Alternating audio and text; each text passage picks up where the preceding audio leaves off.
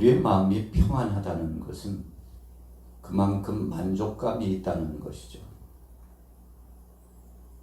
똑같은 상황 속에서도, 똑같은 조건, 그런 정황 속에서도 마음의 부담을 갖고 또 불편해하고 불만을 토로하고 끊임없이 적대적인 행보를 진행하는가 하면, 똑같은 상황임에도 불구하고 한 하늘 아래서 살아가고 있음에도 불구하고 한 지붕 안에서, 한 공동체 안에서 살아가고 있음에도 불구하고 그 안에서 감사하고 그 안에서 함께 손에 손을 맞잡고 서로 교제를 나누고 사랑과 배려심을 갖고 살아가는 사람이 있습니다. 오늘 본문 말씀 잠언 15장 13절부터 33절까지 이 본문 말씀 속에서 우리에게 주시고자 하는 메시지는 한 가지입니다. 하나님 안에서 자족하며 감사하고 그리고 기쁨으로 살아가라는 것이죠. 예수님께서 이 땅에 오셔서 사랑하는 제자들을 부르시고 제자들이 나아가서 전해야 될 메시지, 증거해야 될 말씀의 중심축을 평안의 복음으로 허락하여 주셨습니다. 할 수만 있으면 나가서 평안의 이 복음, 하나님 나라의 말씀을 전해서 어두운 곳에는 빛의 역사가 나타나게 하고, 부패되어서 썩어져 가는 곳에는 우리가 스스로 소금이 돼가지고 부패를 막고 적절한 맛을 내고 참 살 수 없는 땅과 상황을 살만한 땅과 상황으로 바꾸어 나가라고 말씀을 해 주시고 있었던 거죠. 그래서 예수님은 우리를 향하여서 너희는 세상의 빛이요 소금이다. 세상의 빛이래요. 세상의 소금이래요. 자, 세상이라고 하는 말씀을 부여하신 것은 우리가 세상을 떠나 사는 것이 아니고, 거룩한 성도들은 세상에서 거룩함을 표하고 선포하고 다른 사람들도 거룩한 반열에 들어올 수 있도록 하나님을 믿는 사람으로서 모범적인 삶을 살아가라고 말씀해 주신 겁니다. 세상은 예나 지금이나 변하지 않고 있습니다. 아담이 범죄한 이후로 지금까지 계속 죄의 그늘이 세상에 들어워지고 사건과 사고, 난리와 난리, 소문과 소문이 끊이지 않고 여러 가지 지진과 기근과 감염병의 역사가 지금도 끊이지 않고, 이제는 끝났나 싶으면, 이제는 이제 종결됐나 싶으면 또 시작하고 또 시작하고 반복적으로 나타나고 있는 것을 볼 수 있죠. 그래서 어떤 면에서 보면 참 비극적이요 어두운 세상입니다. 그러나 우리가 적극적인 생각과 믿음으로 바라보면, 그렇기 때문에 세상이 어둡기 때문에, 세상이 부패하기 때문에, 세상에 많은 사람들이 하나님의 뜻과 말씀보다는 자기 중심적으로, 자기 자아 중심, 정욕 중심으로 나아가고 있기 때문에, 어두운 그늘 타락한 세상이기 때문에 오늘 저와 여러분들이 해야 될 일, 이 본분의 사명 감당해야 될 일, 우리가 존재하는 그 의미가 있다는 것이죠. 여러분, 그래서 우리 믿음의 사람들은 세상을 주님이 주신 말씀의 빛으로 밝혀 나가며 사는 거예요. 아양 전깃불도 들어오지 않고 캄캄하다. 왜 이렇게 어수선하고 소란하냐. 세상이 온통 칠흑같이 어둡고 절망스럽다. 도대체 이렇게 해가지고 세상을 살아갈 수 있느냐? 여러분, 보편적으로 세상 사람들이 말하는 그 말의 태도와 생각의 태도는 그렇습니다. 그런데 한번 생각해 보십시오. 아담 이후로 지금까지 성경 역사를 보고 세계 역사, 인류 역사를 보건대 조용할 날이 없었습니다. 늘 문제가 돌출돼요. 하나의 문제가 해결되는가 싶으면 또 다른 문제가 돌출돼 가지고 이슈되고 또 사람들이 그것을 부담스러워하고 걱정하고 염려하고 그러지 않습니까? 불완전한 역사를 보여주는 겁니다. 우리가 이런 세상을 보면서 얻을 수 있는 교훈과 은혜는 그렇구나. 세상은 영원히 살 곳이 아니구나. 분명히 나그네 인생이구나. 하나님께서 언젠가는 선악간에 심판하시는 때가 있구나. 그래서 종국적으로 세상에 종말은 분명히 있구나. 그래서 우리 믿음의 사람들은 늘 공통적으로 생각하죠. 개인적인 종말이 있고 우주적인 종말이 있다는 것을 믿고 기억하고 하나님 앞에 정말 겸비하여 조심성 있게 우리 자신을 살피는 거죠. 살아보니까 평화롭고 아름답고 이게 천국이지 다른 게 어디 있겠느냐고. 모든 것들이 평화롭고 아름답고 고요하고 잔잔한 호수와 같고 평화로운 낙원이 형성되었다고 생각할 만큼 여러분 그런 세상이면 하나님의 말씀이 필요가 없는 것이죠. 주님이 주신 마지막 시대에 대한 경고의 말씀이 왜 있었는지 그 의미 부여 자체 그 뜻조차도 희석되어지고 왜 이런 말씀을 주셨을까? 세상이 이렇게 살기 좋고 평화롭고 안락하고 어제나 오늘이나 앞으로도 영원히 이렇게 평안의 역사 가운데 함께 어우러져서 화목을 일구면서 아름답고 복되게 살아갈 수 있을 것 같은데 도대체 왜 성경은 그러시는지 몰라. 하나님은 왜 그렇게 말씀하셨는지 몰라. 여러분 그렇게 생각하지 않겠습니까? 그러나 예수님은 이 땅에 오셔서 말씀하시면서 너희가 세상에서 많은 환난을 겪어야 하리라고 말씀했습니다. 그러면서 덧붙인 말씀이 볼지어다 내가 세상 끝날까지 너희와 항상 함께 있으리라. 두려워하지 말고 놀라지 말라고 했습니다.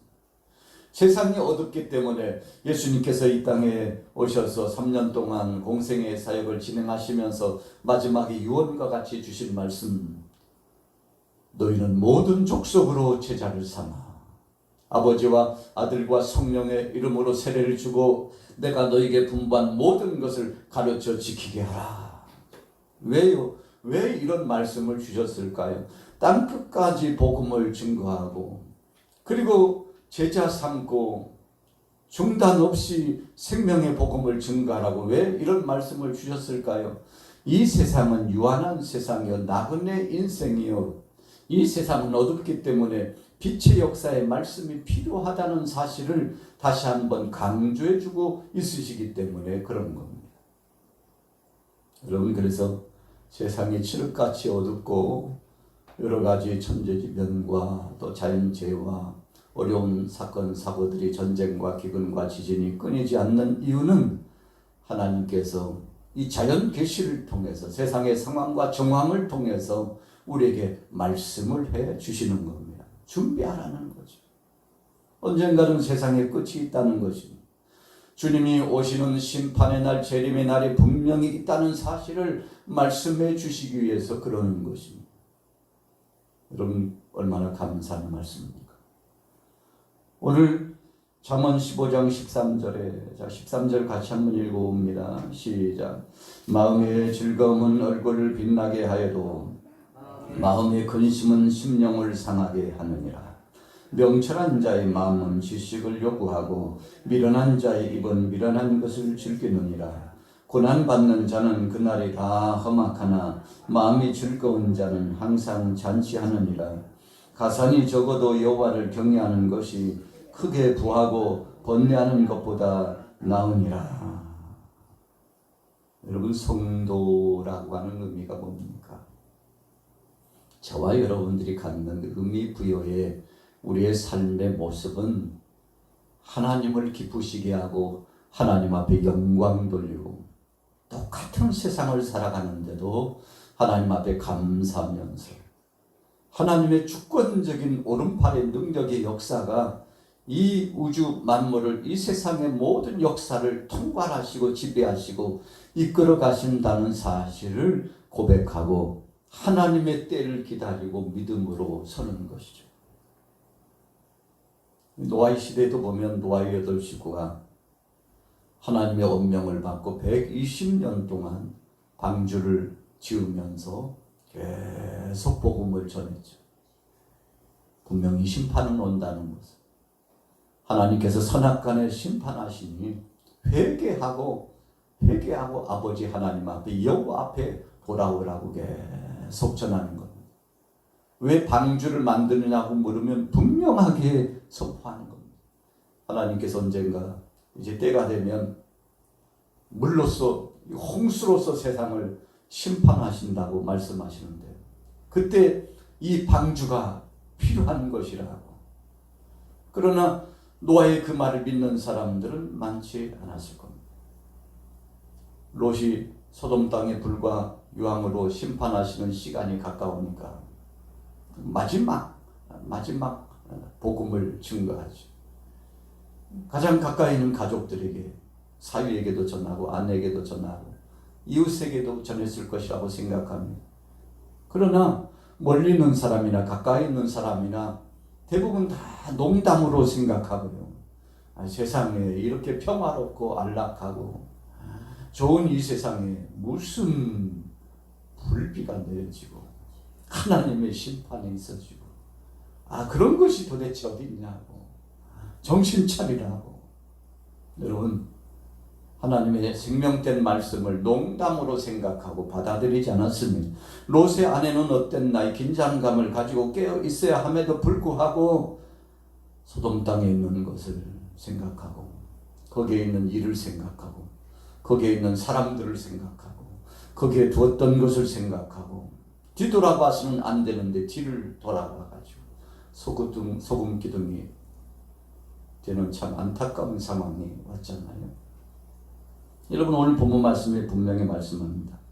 가산이 적어도 여호와를 경외하는 것이 크게 부하고 번뇌하는 것보다 나으니라.